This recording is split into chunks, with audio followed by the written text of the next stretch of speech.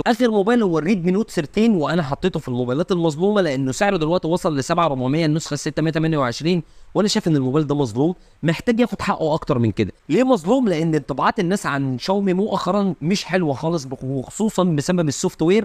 فانا حابب اوضح بس ان الموبايل ده مظلوم يا جماعه، شاومي هي اللي ظلماه بالسوفت وير اللي مش احسن حاجه. لو كانت شاومي معروف عنها في السوق انها بتقدم سوفت وير مستقر زي بقيه الشركات، كنت اقدر اقول لك ان الموبايل ده الاقوى والافضل مبيعا حاليا، لانه بيقدم توليفه حرام انها تتظلم بسبب سوفت وير. شاشه اموليد 120 هرتز بتيجي بالهول بانش وحافه سفليه من اصغر ما يكون. الشاشه دي 1800 نتس، تجربه كاميرا اساسيه خطيره، كاميرا الترا وايد، في السوفت وير بتاخد صور 2 اكس و3 اكس كويسه مستخدمه، شاحن 33 واط، سماعات ستيريو، تصميم ممتاز كويس جدا، 200 من البلاستيك مع دعم طردشه الميه اي بي 54. كل التوليفه اللي انت بتاخدها دي في سعر 7400 جنيه و628 ومعالج كويس جدا.